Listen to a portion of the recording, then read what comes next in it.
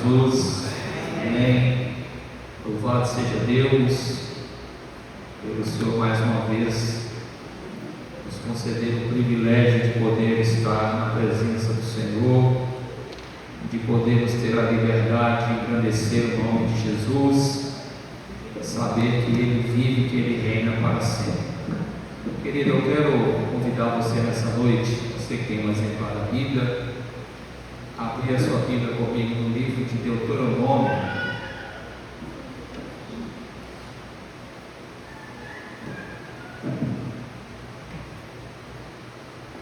Deuteronômio, capítulo de número 8.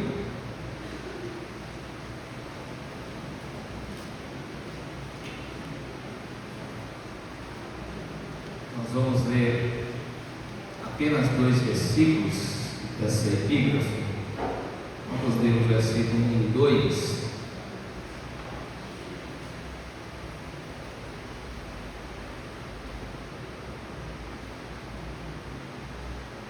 Vou ler esse aqui para a gente compreender mais fácil, faz uma leitura só. Deuteronômio capítulo 8, verso 1 e 2, diz assim: cuidareis de cumprir todos os mandamentos que hoje vos ordeno, para que vivais e vos multipliqueis, e entreis e possuais a terra que o Senhor prometeu sob juramento a vossos pais. Recorda-te-ás de todo o caminho pelo qual o Senhor teu Deus te guiou no deserto esses 40 anos, para te humilhar, para te provar, para saber o que está no seu coração, se guardarias ou não os seus mandamentos. Vamos orar, queridos, feche os olhos. Nosso Deus e Pai, em nome de Jesus, teu Filho, quero te agradecer mais uma vez pelo privilégio de estar na tua casa, na tua presença. Muito obrigado, Senhor, por tudo. Sei que o Senhor tem feito coisas maravilhosas por cada um de nós, e o Senhor tem muito mais para poder fazer. Abre o nosso coração, o nosso entendimento, para que possamos compreender a tua palavra nessa noite. Oramos agradecidos no nome de Jesus. Amém. Pode sentar, querido, você que está em pé. Obrigado, querido. Irmãos, o Pentateuco, que são esses 5 primeiros livros da Bíblia, nós podemos considerar que são os poucos livros da Bíblia que são organizados de forma cronológica. O que isso quer dizer? É um dos poucos livros da Bíblia que foram escritos de acordo com que os fatos eles foram acontecendo. A gente sabe que a Bíblia ela não foi dividida de forma cronológica, não está dividida de forma cronológica. Não inicia pelo livro mais velho da Bíblia. É o livro mais antigo, o livro mais velho da Bíblia é o livro de Jó, considerado por alguns estudiosos. Então, se fosse organizado dessa forma, deveria começar pelo livro de Jó. Mas eu entendo que dificultaria bastante o nosso entendimento com respeito à história da Bíblia, a palavra de Deus. Então, acredito que da forma como foi dividida, começando pelo livro de Gênesis, e a palavra Gênesis significa princípio, começo, fica uma forma mais clara de nós podermos ter a facilidade de compreendermos a palavra de Deus. A gente sabe que não é coisa muito simples, a gente entender. Existem pessoas que têm uma dificuldade muito grande de ler a Bíblia, porque ele pensa que ele lê e ele entende coisa nenhuma, então por ele não entender nada, ele acha melhor não ler, Então, se fosse da forma organizada, da forma cronológica, eu acredito que seria muito mais difícil o nosso entendimento. Eu tenho uma Bíblia lá em casa que ela é escrita, ela é organizada de forma cronológica.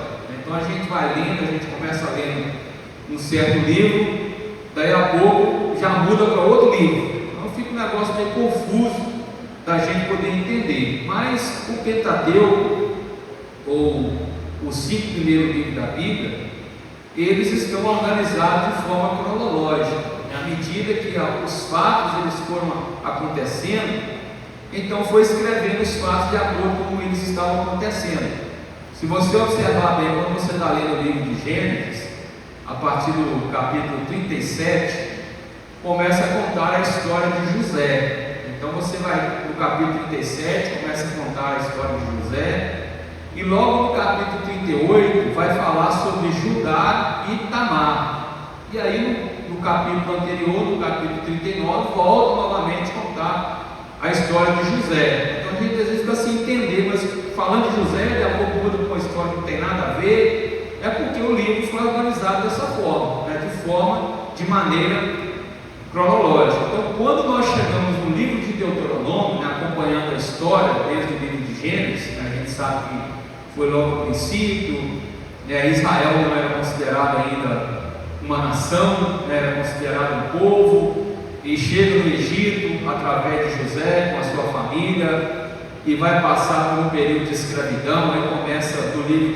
de Êxodo, que é o livro da saída, quando Israel chega no Egito e depois se torna escravo, e aí começa a contar a história do povo de Israel, começa a contar a história desse povo de forma cronológica. Quando nós chegamos no livro de Deuteronômio, Israel já está muito próximo de entrar na terra prometida. A gente sabe que Deus ele fez essa promessa para Moisés quando ele estava lá no Horebe, todo mundo conhece a história que Deus apareceu para ele uma sarça que ardia e não se consumia, e através dessa sarça Deus falou com Moisés e disse que estava vendo tudo que estava acontecendo com o povo, o sofrimento que eles estavam tendo lá no Egito, Deus estava ouvindo o seu clamor, e por isso Deus decidiu descer, livrar aquele povo da escravidão, levar aquele povo para uma terra boa e pastosa, aonde que mana o leite e o mel. Então, no livro de Deuteronômio, Israel já está prestes a viver esse momento. Depois de andar 40 anos no deserto, Israel está a ponto de chegar nessa terra prometida, de viver essa promessa de Deus. Mas nós vimos aqui no versículo 2 que Deus faz aquele povo, pede para aquele povo lembrar. Lembrar de onde? Lembrar de quê? Lembrar do deserto, o período em que eles estavam no deserto. No versículo 2 a gente percebe que Deus vai dizer para aquele povo, através de Moisés, para que eles lembrassem do período em que eles estiveram caminhando durante 40 anos no deserto. E esse tempo, meu irmão, não foi um tempo em vão, não foi um período jogado fora, não foi perda de tempo. Israel não passou por esse período de 40 anos no deserto à toa, por acaso. Eles estavam vivendo um momento de preparação, eles iam passar por um momento de transição, deixar de ser escravo, já estavam deixando de ser escravo, para viver uma promessa que Deus havia feito para Moisés há 40 anos atrás, de levar aquele povo para uma terra boa, espaçosa, aonde mandava leite e mel. Na verdade não são nem 40 anos, são 80 anos, que quando Deus falou com Moisés no Horebe, ele tinha 40 anos, ele viveu ali no período, depois voltou para o Egito, sabendo que o faraó que queria perseguir ele, que ele tinha matado o Egito, morreu, e aí com 80 anos ele sai do Egito, e anda, caminha durante 40 anos com o povo de Israel no deserto. Então esse deserto era um período de preparação, um período preparatório, como às vezes acontece na nossa vida, eu sei que a gente vive numa geração imediatista, a gente deseja que as coisas aconteçam assim, num estalar de dedo, num passo de mágica. A gente esquece da soberania de Deus, a gente pensa que Deus é o nosso empregado, e Ele vai fazer para a gente de acordo com aquilo que a gente quer, como se a gente estivesse num fast food, a gente pedisse um lanche e daí 3 minutos ele estava pronto, igualzinho o ensino de hoje, que a gente põe no fogão lá, daí 3 minutinhos está pronto. E a gente tem que entender, a gente se entender que não é assim que funciona. É lógico que existem hoje em Deus na nossa vida que pode acontecer de forma instantânea, imediata, né? E a gente chama isso de milagre, né? A gente vive isso como um milagre, que são coisas que acontecem na nossa vida instantaneamente, né? De imediato. Mas para vivermos a totalidade da promessa de Deus, a gente sabe que a gente precisa estar preparado para isso, a gente precisa estar pronto, né? Então a gente precisa entender uma coisa: o deserto, irmão, é uma direção de Deus, né? Quando Faraó libertou o povo de Israel do Egito, eles tinham a opção de passar por um caminho que seria muito mais curto, né? Êxodo capítulo 13, a partir do verso 17, vai dizer que eles tinham um caminho que durava 3 dias, era só atravessar o rio, do outro lado eles já estavam na terra de Canaã, na terra prometida.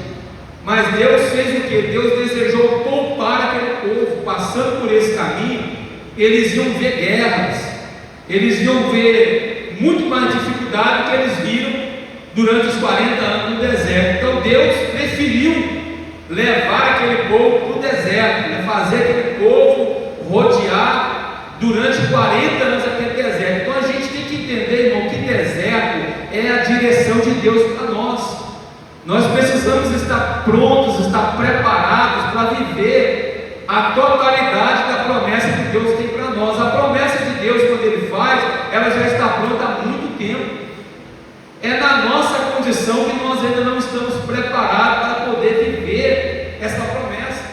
Então nós temos que passar por esse processo. Eu sei que é um processo difícil, até da gente compreender. Por maior a confiança que nós temos em Deus, eu reconheço, irmão, que é um processo muito difícil da gente entender, até a gente compreender que nós estamos ali porque Deus permitiu que a gente tivesse. Nós estamos vivendo a vontade permissiva de Deus, e a vontade permissiva de Deus, ela nem sempre é de acordo com a nossa vontade, nem sempre é assim. Ninguém quer passar por luta, ninguém quer viver dificuldade, mas eu costumo dizer, irmãos, que é melhor nós passarmos por luta do que nós termos tudo que nós desejamos de Deus. Nós íamos servir a Deus por comodidade, ia ser muito simples, ia ser muito fácil, né? Tudo que eu quiser de Deus, Ele me dá, sem que eu tivesse nenhum tipo de esforço, sem que eu não passasse por nenhum tipo de dificuldade. Eu não ia valorizar de maneira nenhuma aquilo que Deus me proporcionou. Eu não ia fazer como Nabote, né? Quando Acabe desejou a vinha dele, e ele queria pagar um preço até acima do mercado pela vinha, mas Nabote disse que me guarde o Senhor, para que eu não dê a herança dos meus pais. Era só ele que sabia o sacrifício e o esforço que os seus pais tiveram para poder ter aquela vinha, e não era de qualquer forma, de qualquer maneira, para qualquer um que ele entregar aquilo. Então Deus, Ele vai tratar na nossa personalidade. Então Deus queria tratar a personalidade de Israel. Então o deserto, ele foi necessário, ele estava dentro do plano de Deus, dentro do propósito de Deus, dentro do planejamento de Deus, e Deus permitiu que aquele povo passasse por um deserto. Poderia ser uma viagem muito mais simples, muito mais curta, talvez uma viagem muito mais tranquila, muito mais fácil, mas Deus desejou passar por aquele povo durante 40 anos no deserto.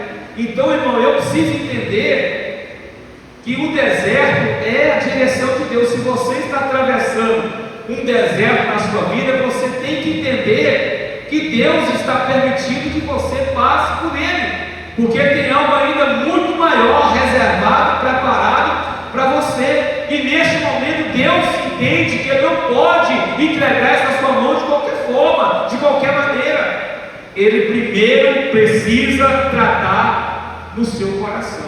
Então o deserto, irmão, é direção de Deus, é a direção de Deus. Se você está passando por esse momento, você precisa entender que Deus não te abandonou, não, irmão. Ele não te abandonou, Ele está caminhando com você.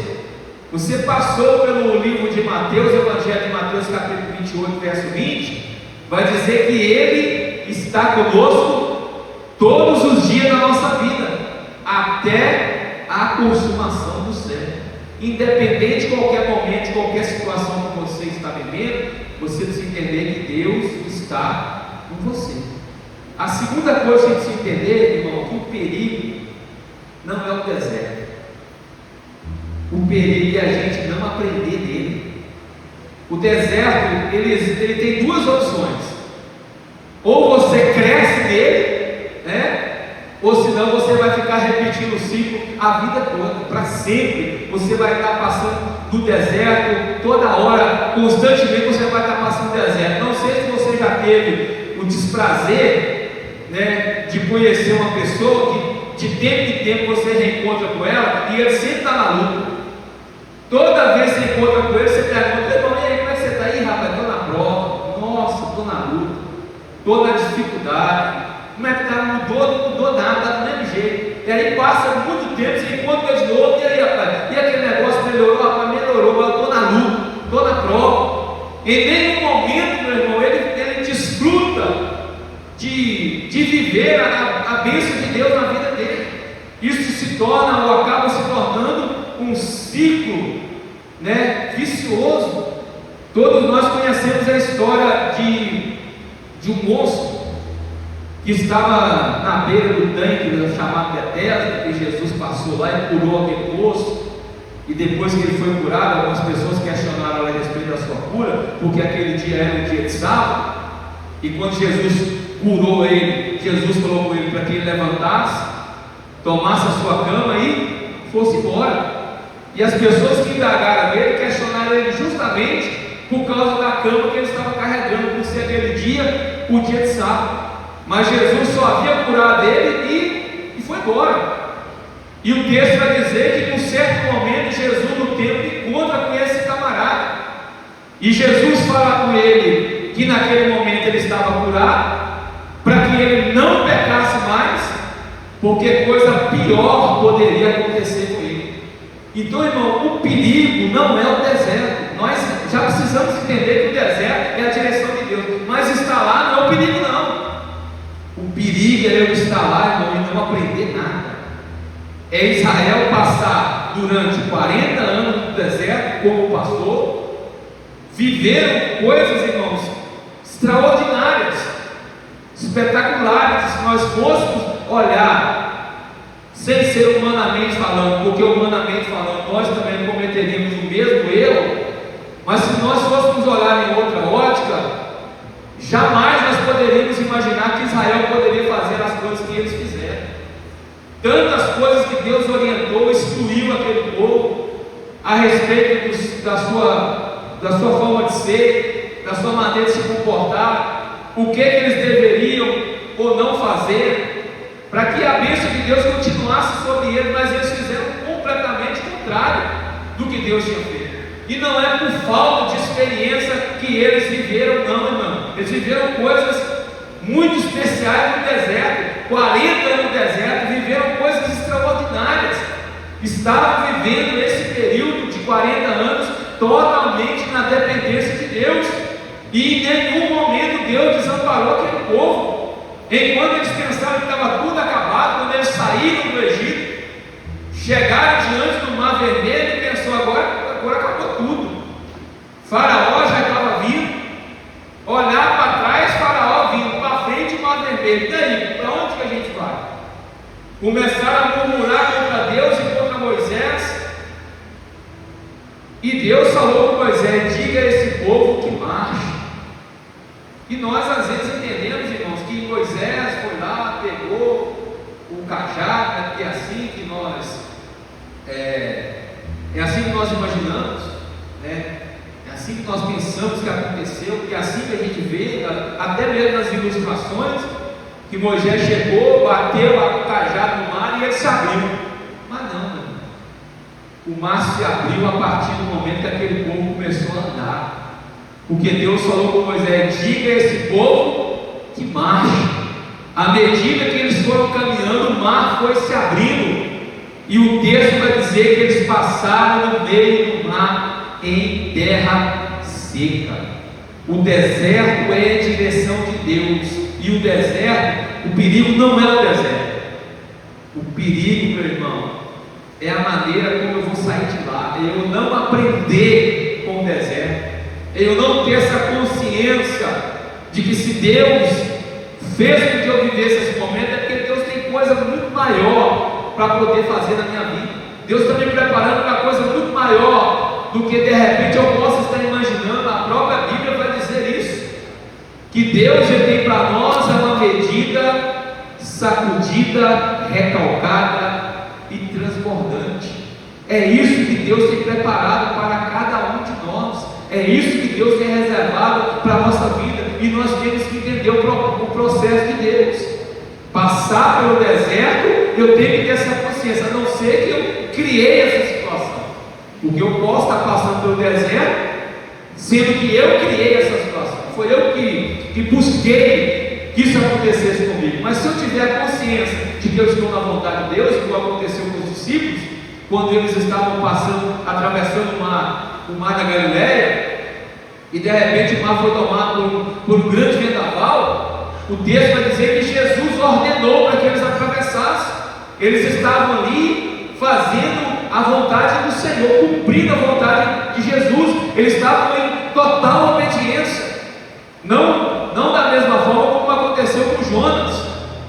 Quando Deus falou com ele, vai para a grande cidade de Nínive, ele foi para a direção completamente contrária que Deus havia ordenado para que ele fosse. Ele entrou no vento, entrou na prova, porque ele foi desobediente. Agora os discípulos não, eles estavam em total obediência. Deus estava conduzindo aquele barco, eles estavam totalmente na direção de Deus. Mas isso não significa que nós não estamos isentos de passar por qualquer luta e por qualquer dificuldade. O perigo não é passar por ela, o perigo é eu não aprender com ela.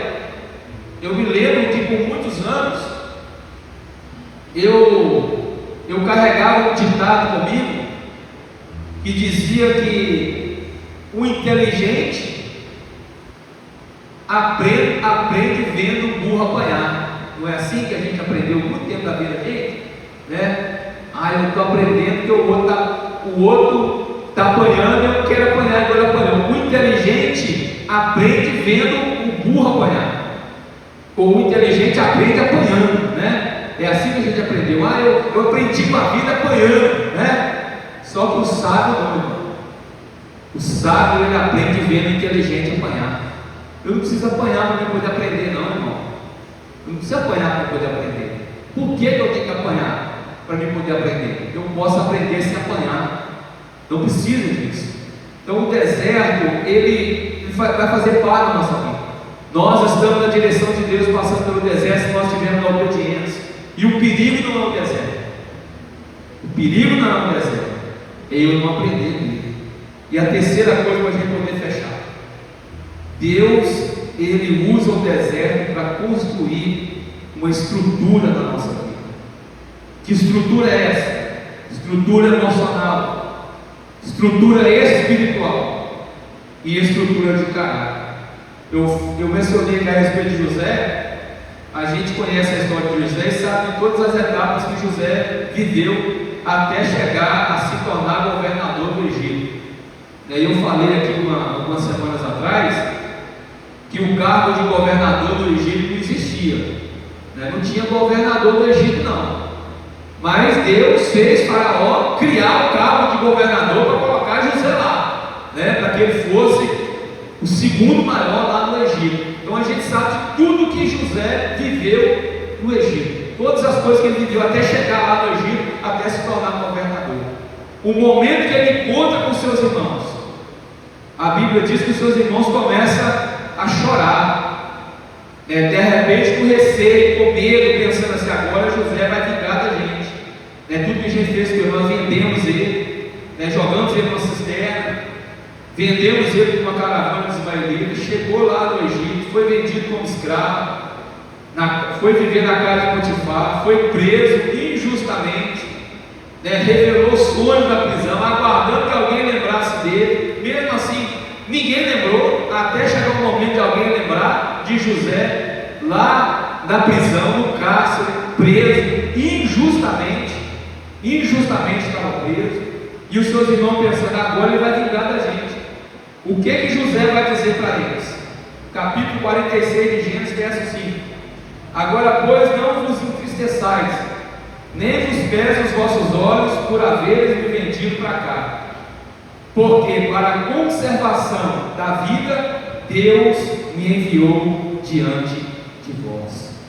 Então José, meu irmão, nesse período todo, Deus preparou ele emocionalmente, espiritualmente, e trabalhou no caráter de José, para que ele pudesse se tornar o governador do Egito.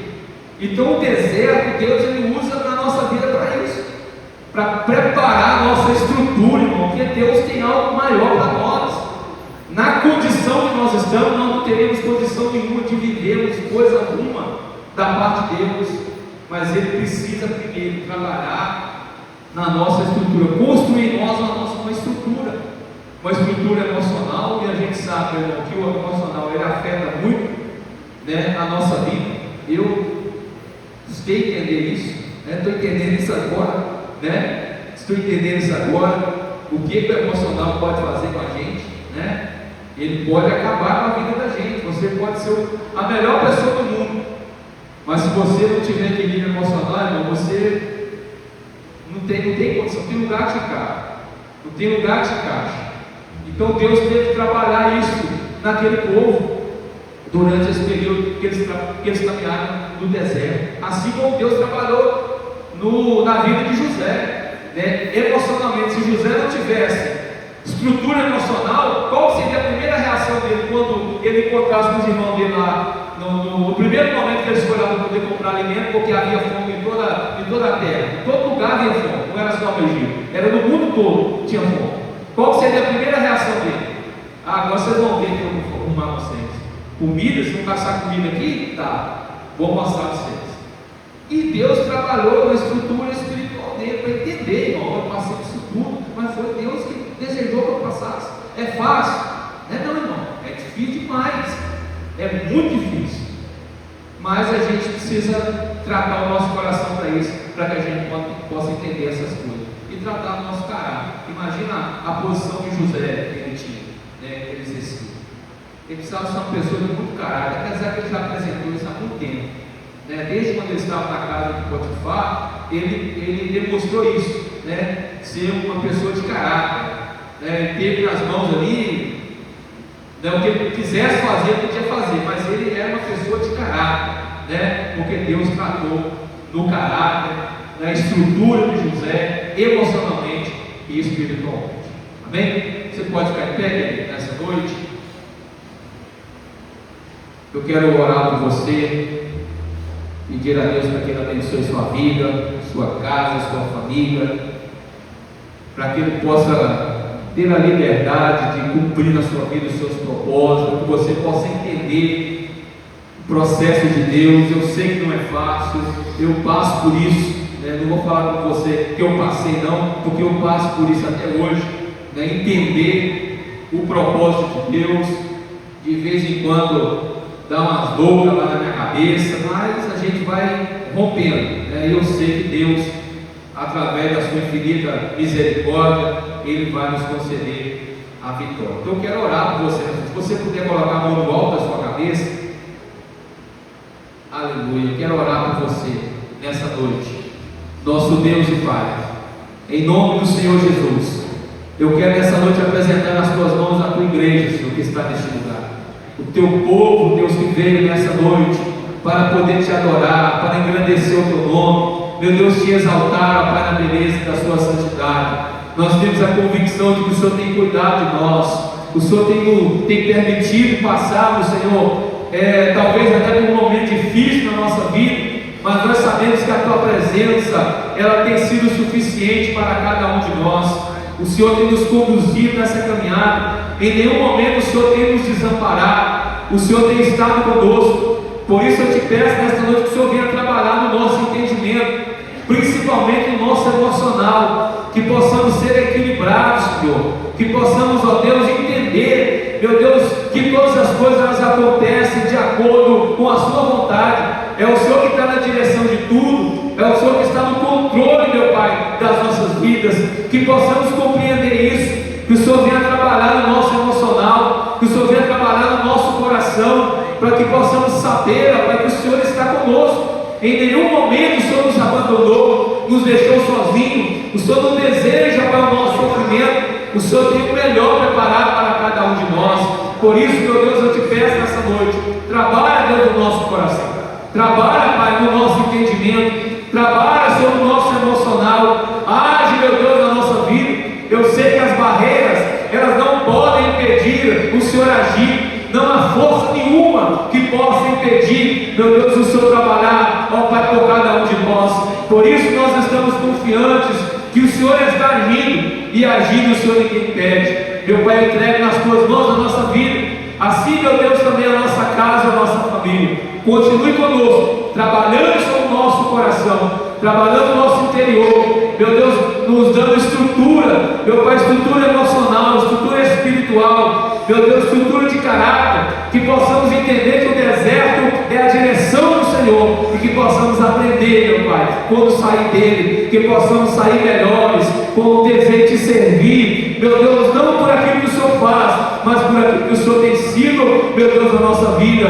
Meu Pai, nós oramos agora, Pai, agradecidos, porque nós cremos que o Senhor está agindo, e agindo o Senhor ninguém impede. Muito obrigado, Senhor, por tudo. Eu te agradeço no nome de Jesus. Amém. E graças a Deus. Você pode aplaudir Jesus? Graças a Deus, pode sentar para a glória de Deus, liberar o nosso coração. Deus é tremendo, Deus move com poder e glória de uma forma assim, muito especial. Às vezes a gente tem os nossos tempos de deserto, quem nunca teve lá? De tempo em tempo a gente dá uma passadinha lá, né? E o deserto, a gente sempre vai estar de frente no espelho, o deserto vai revelar quem a gente é e o quanto a gente precisa melhorar. E também no deserto a gente vai ver tantos milagres, tanta provisão, Deus fazer tanta coisa. E glória a Deus por isso. Irmãos, domingo pela manhã, escola bíblica dominical aqui na igreja. Amém? Venha para cá, estudar a palavra do Senhor, crescer na graça e no conhecimento do Senhor, para a glória dele. E à noite, eu gostaria muito que você trouxesse a sua família aqui à noite, convidasse amigos. A gente vai ter um culto especial de ação de graças aqui da igreja, ação de graça pelo aniversário da igreja, 49 anos, né? E ano que vem nós vamos fazer um festão com 50 anos. Nós vamos tentar trazer o pastor Jair Daga aqui para pregar para nós, o presidente nacional da igreja, e vamos preparar um festão. Até lá já vai estar com ar-condicionado, tudo aqui, vamos dar uma repaginada na igreja e vamos fazer uma festa linda. Mas esse ano também vai ser muito bom, vai ser um culto de ação de graças. Então convide toda a sua família, esteja aqui no domingo à noite, para a glória de Deus.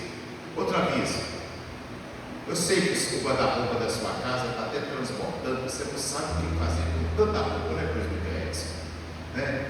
Tanto calçado, o presbítero tem uns 10 pares de calçado na casa dele, né? Mas ele só tem 2 pés, não precisa de tanto, né? O que você vai fazer, irmão? Separa a roupa boa lá, roupa nova, semi-nova, calçados bons, traga para cá, passe para Adriano, passe para Gabriela, né, Gabriela?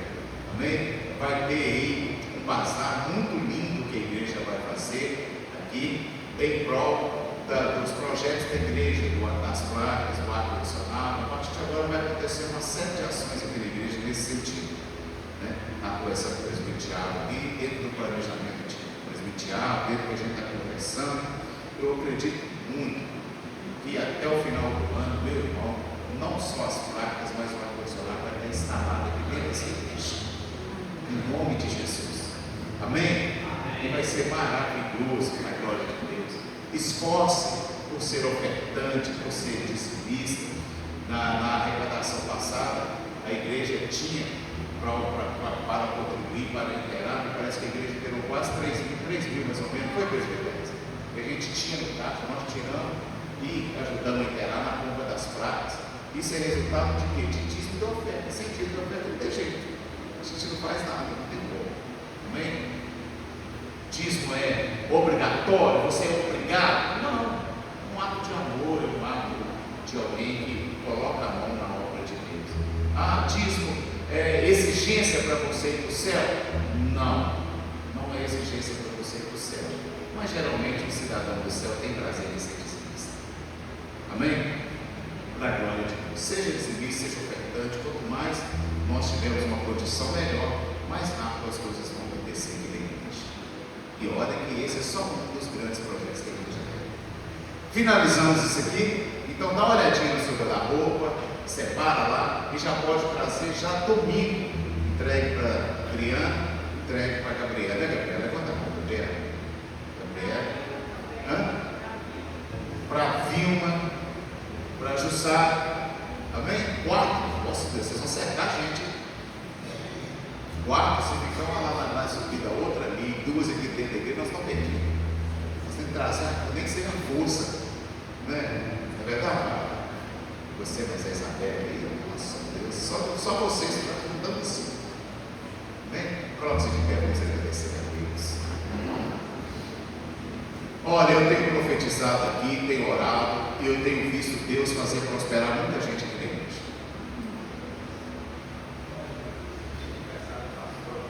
A pastora Adriana ontem, e o diabo Joelei. Vem para cá com vocês dois.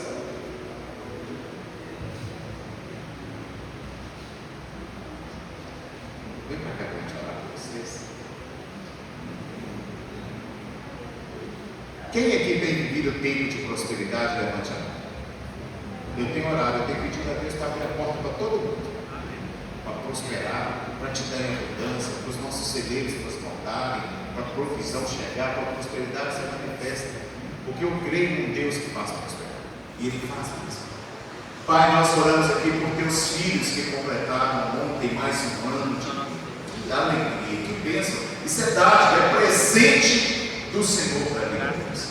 Continue abençoando-os, dando a eles muitos e muitos anos de vida nesta terra, cobertos pela tua paz, alegria, saúde, unção e prosperidade, pela longevidade de vida. Guarde e livra-os de todo mal e cubra-os com as tuas bênçãos para a glória do Senhor. Senhor, leve-nos a tua paz, a tua bênção, na unção e direção do teu Espírito para a glória do Senhor. Cumprimente os outros, vamos na bênção do Senhor.